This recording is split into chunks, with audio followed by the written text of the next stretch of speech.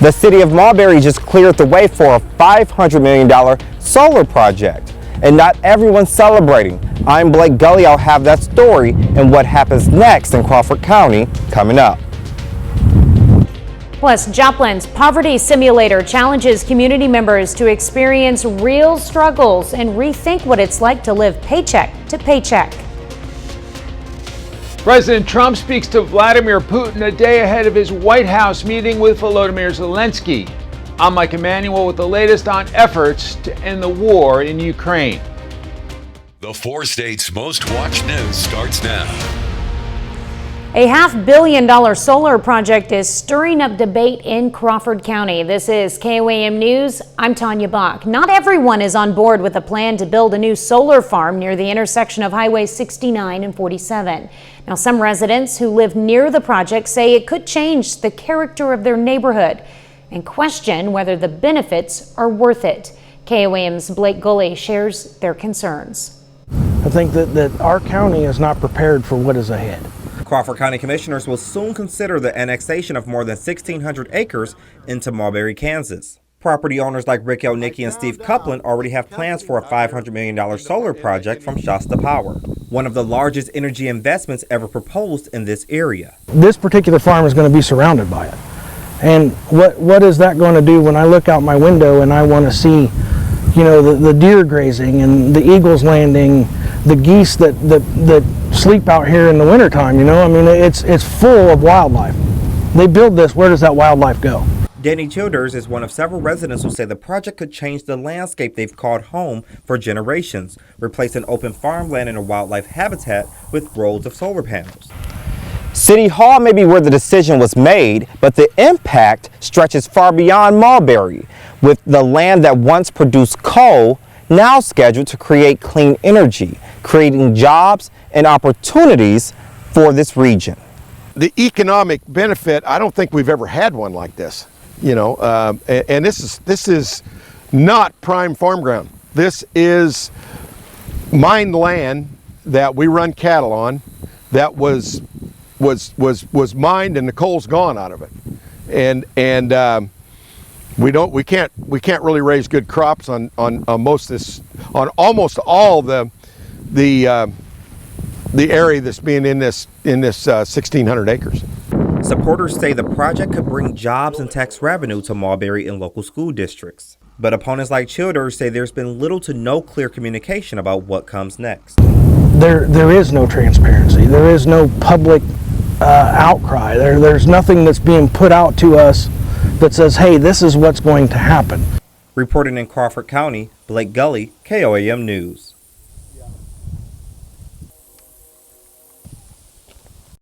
On whether to approve the land annexation. If passed, construction on the solar project could begin next year, bringing hundreds of jobs and new tax revenue to both Mulberry and the county.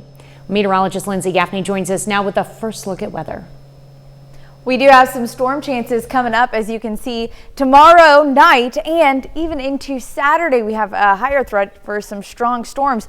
Now, most of this is going to get started mostly after midnight on Friday night and into Saturday morning. So you can see where the initial line of storms starts to push in around 1 to 2 a.m. It'll continue to make it into the Joplin metro closer to early morning on Saturday. This is where we start to see that secondary threat, that slight risk for Saturday. Now, currently, we're looking pretty good.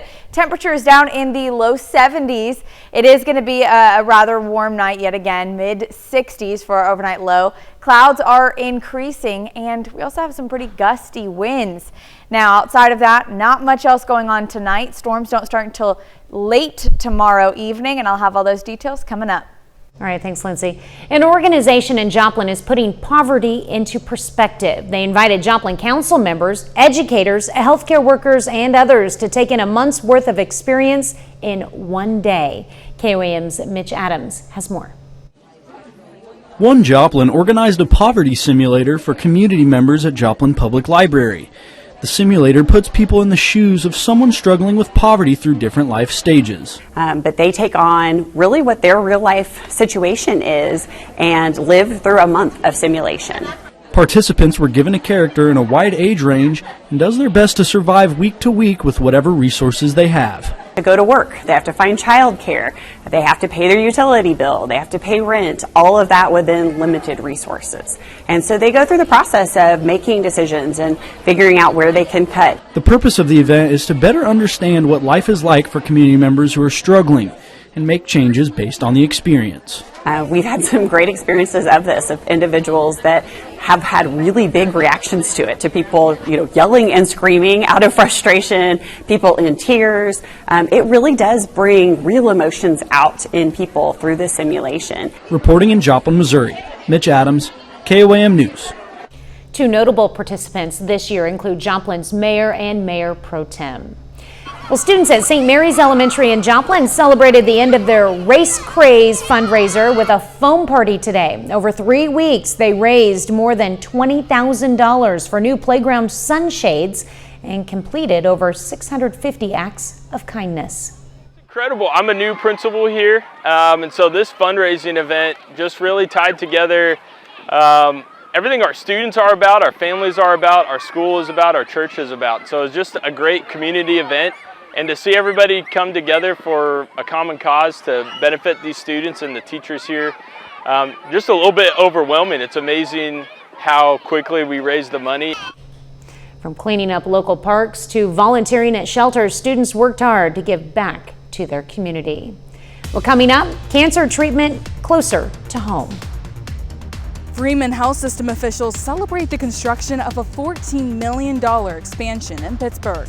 I'm Samantha Walker, and I'll have that story coming up. And later, the government shutdown enters week 3 as Democrats resist the GOP's Pentagon-only funding plan, leaving millions facing uncertainty. Today, Freeman Health System held a ceremony celebrating a $14 million oncology services expansion in Pittsburgh.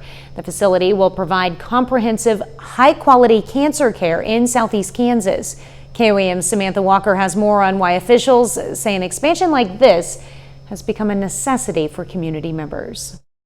Expanding access to high-quality health care to all of the communities that we serve, and doing that in a sustainable and responsible way. This is how we do that. Less than 2 weeks after Freeman Health System announced it was backing out of a plan to develop a new hospital in Southeast Kansas, saying it couldn't move forward responsibly, officials echoed the importance of responsibility as they celebrate a separate expansion in Pittsburgh. This process has taken years to develop, working with the architects and working with the financing and trying to make this happen.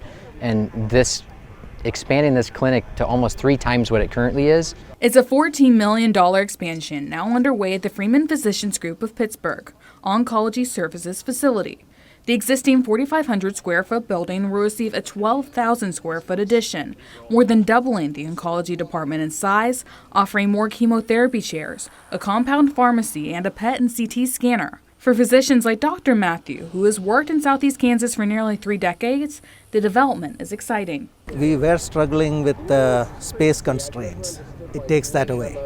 We have much more space for our chemotherapy room, much more exam rooms. Rather than run from one physician's office to another, it's easier to take care of the patients. Specialists say this growth is necessary for patients, many of whom were having to go to Joplin or further for treatment. The data says that when you have a cancer diagnosis and you have to be away from treatment, your outcomes are not as good as when you can receive the same high quality care in your home community. I expect outcomes are going to go up, more lives are going to be saved, and this community is going to benefit. Now behind me you can see one of the first structures that's been built on this site. It's concrete with walls several feet thick. That's because it's going to be the radiation ward, which specialists tell me is an important part of this expansion. For traditional radiation treatments, high quality radiation treatments, and able to be combined with chemotherapy and access to surgery, this center will directly complement our Joplin campus. And patients are ready for the new site to open. With all our constraints, they have been with us and they are more excited than us, I think. Reporting in Pittsburgh, Samantha Walker, KOAM News. The expansion is anticipated to be completed by late 2026. Well, Lindsay's next with a complete look at your forecast. And later, kids transform Pittsburgh windows with Halloween art and a fun community contest. Dr. Kaboom at Pittsburgh's Memorial Auditorium Thursday. And by the Center for the Arts.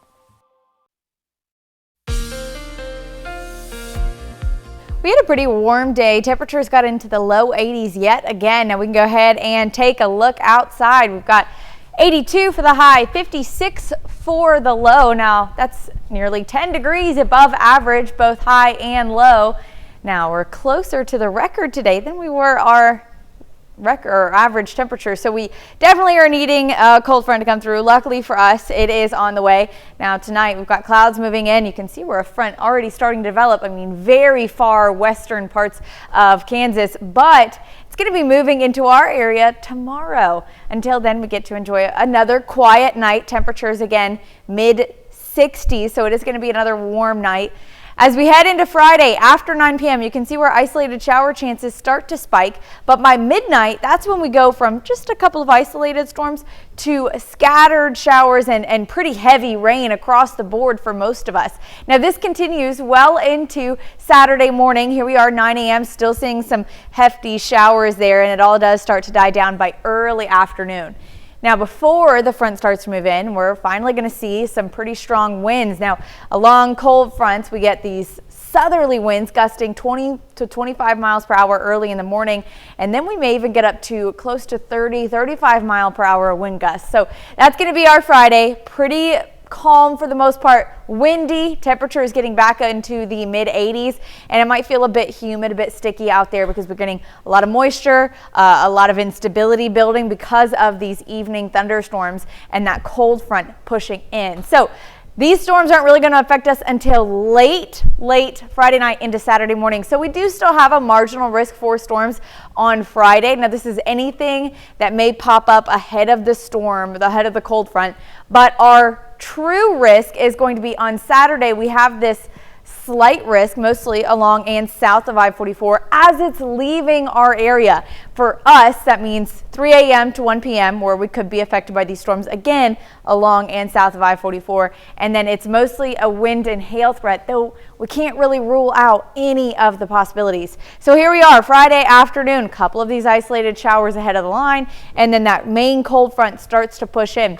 We get some clusters of thunderstorms to the north by about 1 to 1:30. Stronger storms do start to move in late. Again, this is going to be pretty late Friday night into early Saturday. They move in from Oklahoma along I-44 and they push out. Anything that really can fire up ahead of the cold front is going to be the storms that cause any threat that we could see all modes of severe weather possible. But here we are about 12:30 now. Most of the threat you can see is out to our east. Couple more storms trying to push in, but by about 4 p.m. we are back to clear skies, and we do have a nice cool northerly wind. That's going to drop our temperatures down to 70 on Sunday. We may even get back into the low 80s on Monday, but it's not long lived because we have another front. This is going to be a dry front. Monday night into Tuesday, another wind shift line drops those temperatures, reinforces some cold air, and then we have a few more thunderstorm chances later in the week. All right, a lot to keep our eye on in there. Yes, it is. We can handle it. All right, thanks, Lindsay. Well, young local artists have been busy decorating windows in Pittsburgh for the holiday season. The city's annual Halloween window painting contest is underway. Kids ages 5 to 12 transformed business windows in downtown and all over Broadway with Halloween works of art. For some artists, the choice of what to paint was a tough one. I'm painting this with pumpkins and like some ghosts, but I'm gonna get to that later. I'm painting a cemetery. Great job, kids. Artists have until Friday to finish their art. Once finished, local artists will vote for their favorites, and the winners will get some special prizes. Well, coming up next, a fall fiesta. Over at PSU, it's a celebration of pumpkin carving and culture. I'm Kenny Foreman, and I'll give you an inside look coming up. Chaos Brewing, brought to you by the League of Women Voters. With Halloween just around the corner, Pittsburgh State International students are getting a fun introduction to the American tradition of pumpkin carving. KOAM's Kenny Foreman takes us to Gorilla Village for this year's Pit Pals Fiesta.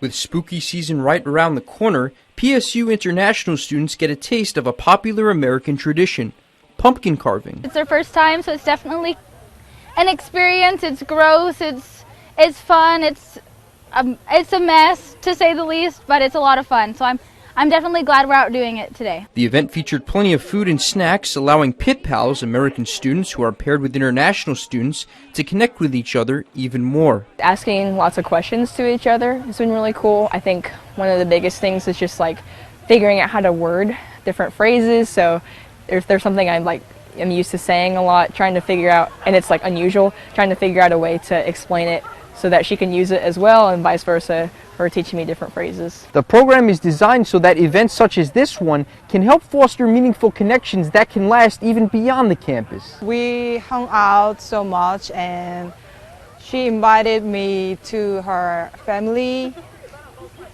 and I really liked it because I really like her family, and they're really welcoming for me. It helps when many of the domestic students are eager to make the international students feel right at home. Doesn't matter their background, doesn't matter their race, doesn't matter their culture.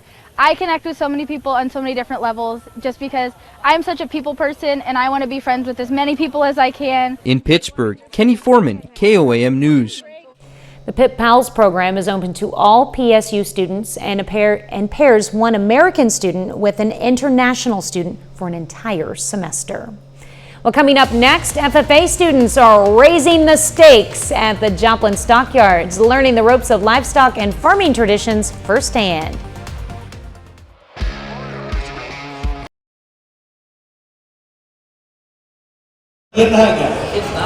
At the Joplin Regional Stockyards, FFA students are gaining hands-on agriculture experience through a program supported by Mid-Missouri Bank.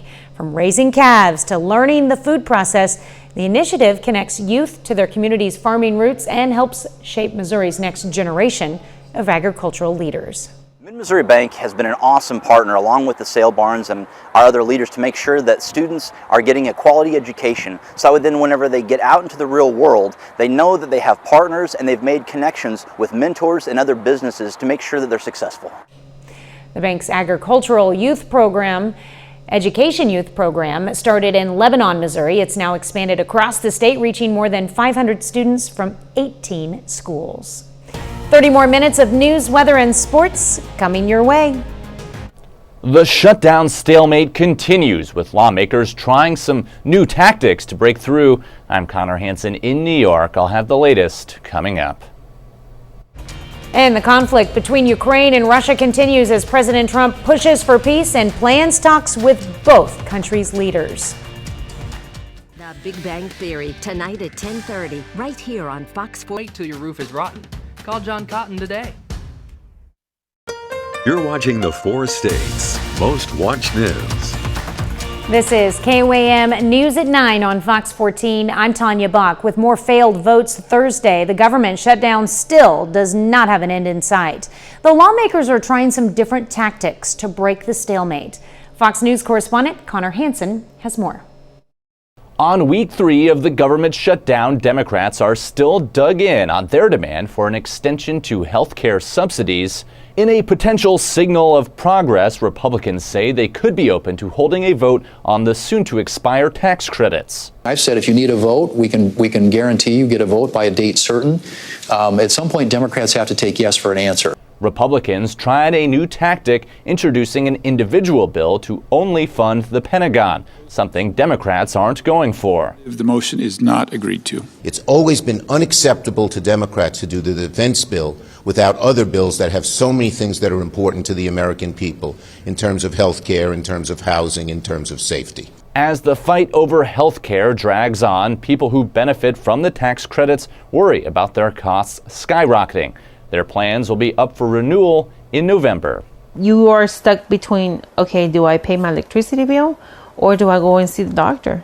Meanwhile, thousands of federal employees deal with the uncertainty of not knowing when they'll get their next paycheck. To just not know is really scary. And, luckily I paid my rent this month, but probably a lot of my other bills are going to go unpaid.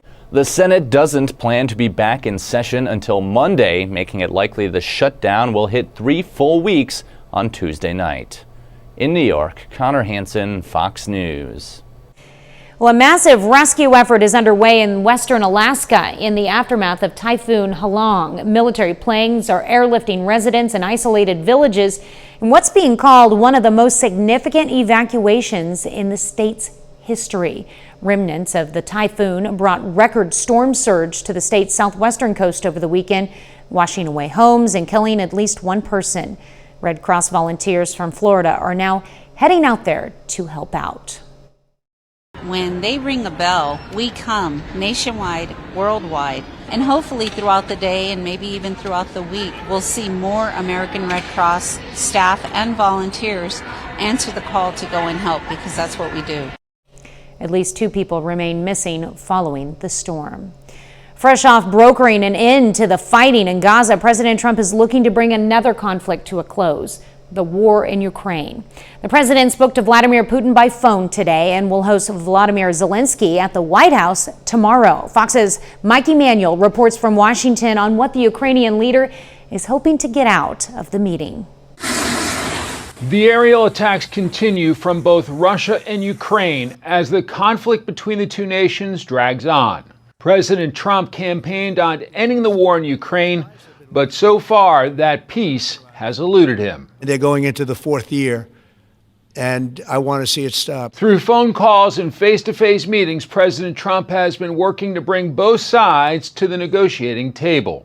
Earlier today, the president said he made great progress during a phone call with Russian President Vladimir Putin, and added discussions will take place next week between high-level Russian and U.S. officials. I think the president is always willing to take a chance at diplomacy, and this war, he has always said, is going to have to end at the negotiating table. On Friday, Mr. Trump will talk with Ukrainian President Volodymyr Zelensky at the White House. But while Ukraine does want peace, Zelensky is also interested in U.S. Tomahawk missiles, which can strike deep into Russian territory. To make real pressure on Putin. We need real air defense. And the second point, to have long distance capabilities. But Moscow is warning there may be consequences if President Trump makes a Tomahawk deal with Ukraine. We're looking at other options. They would like to go offensive, you know that, and we'll have to make a determination. President Trump says if next week's meeting between U.S. and Russian officials goes well, he and Putin will meet in Budapest, Hungary. In Washington, Mike Emanuel, Fox News. Well, Lindsay's next with a complete look at your forecast, and later in this week's Doing Good, see how Rafa International breaks cycles of trauma and fights child trafficking one community at a time.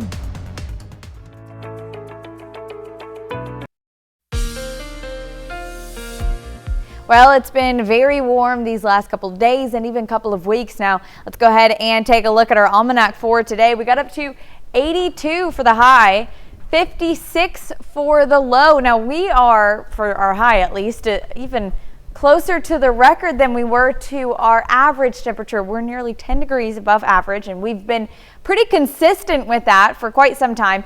Luckily for us, we do have a cold front moving in. You can see it even already starting to pop off over there in western parts of Kansas. Now, we're just getting some clouds for this evening, so overall tonight's going to be a pretty nice night. Taking a look at downtown Joplin from the Cornell Arts and Entertainment Complex. We do have some clouds, and it is a windy night. But outside of that, we stay quiet until we get to Friday night. So here we are. After 9 p.m., we start to see this spike. We could get some isolated showers.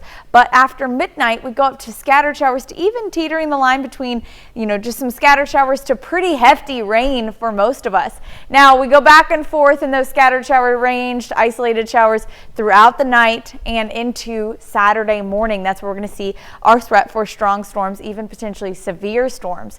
Until then, no, we've got a mostly quiet day, 84 degrees for the high, so warm. It is going to be pretty windy. We're seeing winds gusting 25, 30, even 35 miles per hour. And then again, those storms start late Friday night.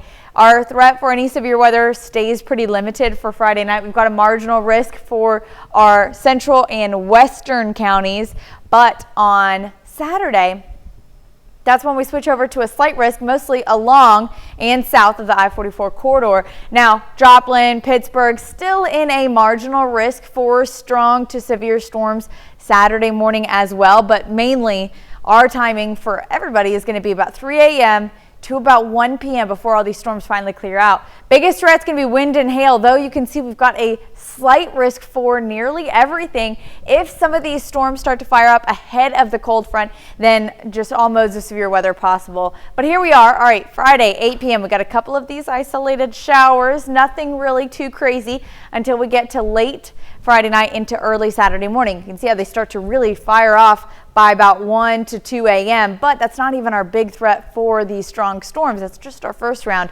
Second round comes in from Oklahoma. These storms really kick off, I mean, right when they hit I-44, and then they really fire up early Saturday morning. Benefits for some storms on Saturday morning could be we get daytime heating. We don't get a lot of daytime heating early in the morning, so we have this, what we call a cap on the atmosphere. It kind of hinders any energy that could be firing up some of these storms, but these are models and they're still showing some strong storms to really fire up right along our eastern southeastern borders. So it's something we want to watch out for southwestern Missouri and northwestern Arkansas. Now, this is about 10 to 11 a.m. on Saturday. Those completely clear out that initial line, but we still have a wind and hail threat as we head into midday on Saturday. Now, these storms are bringing in some nice cool air. So for most of the afternoon on Saturday, we are going to cool down lower than 82. Our high on Sunday is about 70, maybe even only getting into the upper 60s. And you can see we only have one more warm day for the week, and then we're back into the 70s. Yeah, like it's going to be a pretty nice weekend. You think that those storms on Saturday will clear out pretty? Probably, I'd say around 3 to 4. 3 to 4. Mm-hmm. Okay. Pretty nice evening. So we can have a nice night. Yeah. All right. Thanks, Lindsay. Well, the final third Thursday of the season was held in downtown Joplin this evening. Of course, with it being October, the theme for this third Thursday was Harvest Festival. All those who attended were encouraged to dress up in costume. More than 160 vendors, and some even getting in on the Halloween theme. The attractions coming out here and like with their costumes and stuff like that, because I like Halloween and stuff like that. Yeah, I think it's pretty special, honestly. Not a lot of places do stuff like this. We're not able to do this, every third Thursday of every month, and so I think it's pretty special. Third Thursday may be finished, but as the holiday season gets into the full swing, make sure you go to our website, KOAM News Now/events, to learn about upcoming festivities in our area. Still ahead, Missouri Southern is back in the 4 states this week. We'll preview their matchup against Nebraska Kearney. And the 12th ranked Gorillas hit the road for a battle against Missouri Western. We hear from the team coming up in sports. Sign up for the Pittsburgh. Week 8 of Oklahoma football is underway with action across the Sooner State tonight, including the Quapaw Wildcats hosting their annual Pink Game against Pawnee. Quapaw has won 3 of their last 4 games to get to 500 on the season. Opening drive in this one, Bears in the red zone. Adam Pratt with the quarterback keeper. He takes it in for the touchdown. Pawnee up 8-0 after the 2-point conversion. Following a 4th down stop defensively, the Bears back on offense, and it's Pratt again calling his own number on the design run and taking it to the house for his second score, and it's 16-0 Bears. Later in the first quarter, Pawnee back in the red zone. Aiden Marquez takes the direct snap. He has room to run to the outside, waltzing in for 6. Bears are rolling on offense, but the Wildcats aren't going down without a fight. Following a big run from Tommy Matthews, Jace Gregory hands it off to Wyatt Daniels, who finds Pater to put Quapaw on the scoreboard. Ensuing drive for the Wildcats, opening play of it, Gregory connects with a wide-open Hayden Radford, and the senior puts on the afterburners, racing in for the house call, but Pawnee picks up the road win over Quapaw. 72-23 the final. The Pitt State Gorillas are coming off a big homecoming win over Washburn last week. On Saturday, the Gorillas battle Missouri Western on the road in St. Joe. While the Griffins might be off to a 1-5 start to the year, PSU knows that their record is not an indication of how good they really are. Missouri Western has hung tough with some of the top teams in the MIAA and in the country, but fallen short. And the Gorillas know that they will need to play a complete game on Saturday to win. This might be the best 1-5 team in the country. I mean, other than the Emporia game, they've held the lead in the fourth quarter of every game, and just haven't been able to finish probably the way that they want to finish as a program. So they're a very, very talented team. Their record does not reflect how good of a football team they are. Very well balanced. They do a great job in all three phases. Offensively, they present a lot of problems with all the different stuff they do. Defensively, they're multiple with their fronts. They're the number 2 rush defense in the conference right now. So this is a very, very talented football team. That just probably hasn't finished the way they've wanted to finish all year, but well coached. They got great personnel in all three phases, so it'll be a great challenge for us. Since starting the season 0-2, the Gorillas have hit their stride with 5 straight wins. Talking to the players on Thursday, they emphasized that the team's confidence continues to grow each week and that the key to this success is to take it one game at a time. The biggest thing about a winning streak is guys have more confidence now. They're having fun when they play, and whenever you have fun when you play, you can play loose. You don't have to really think. It just becomes instinct, and you're celebrating with your teammates because you're winning, you're making big plays, and it stacks on one another each thing, and that's what it's about. If we keep winning, we're going to keep having confidence, we're going to keep having fun, we're going to continue to win. So I think for us, it's just doing our job, going 1-0, and then whenever we do that, it's on to the next week, and that's all we're focused on. All we're focused on is Mo West. We're not thinking about anything further than that, not thinking about anything in the past from that. So we're on to Mo West, and then we're going to go up there, handle business, and then take care of the bye week and just focus on the bye week.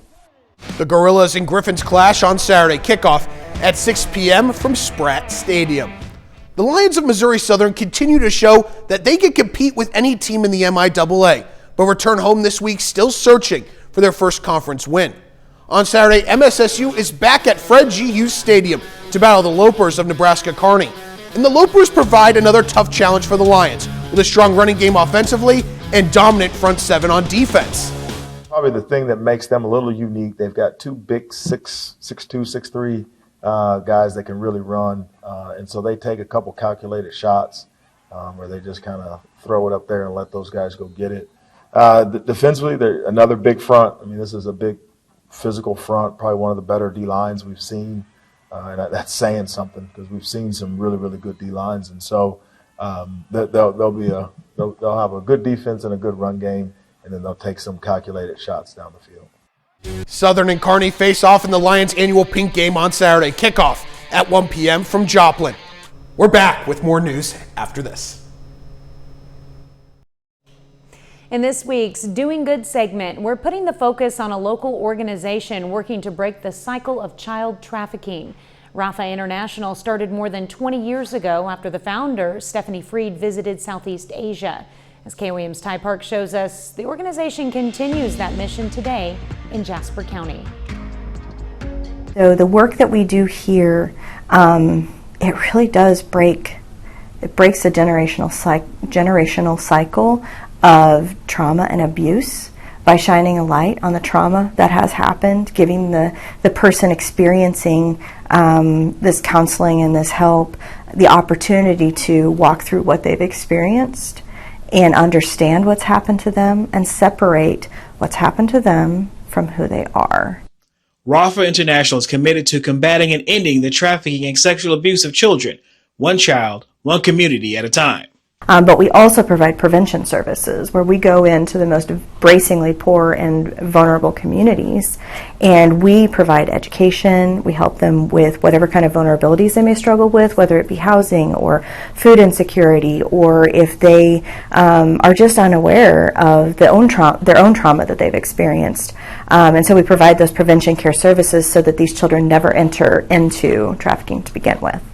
It's not only a battle to prevent, but also a journey of recovery for victims.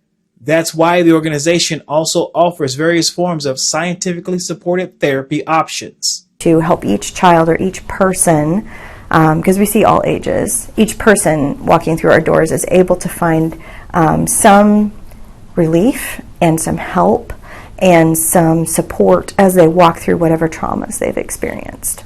Rafa also provides training programs for professionals who work with trafficking cases. And we work with other therapists in the area as well. I mean, there's a plethora of training that's available to people, whether it be law enforcement training, whether it be trainings for those who are working in the probation and parole office.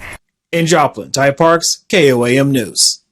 Rafa International recently moved into the building on 20th Street to help expand its mental and behavioral services.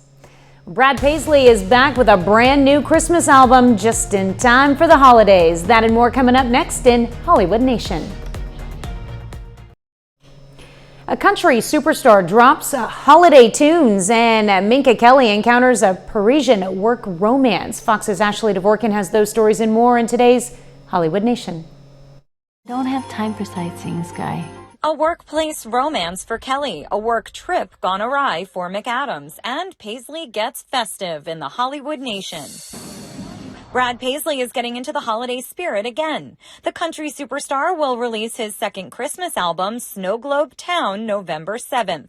The 16-track collection features 8 original songs and some timeless holiday favorites. Paisley already dropped a new song from the record, Leave the Christmas Lights On. Millie Bobby Brown and Rachel Brosnahan are teaming up for a haunting new project at Netflix. According to Deadline, the duo will executive produce the supernatural drama series Prism. Brown will also star playing a woman who can communicate with ghosts and must uncover the cause of a mysterious global phenomenon before it's too late. We're not in the office anymore, Bradley. Rachel McAdams and Dylan O'Brien face the ultimate test in today's First Looks.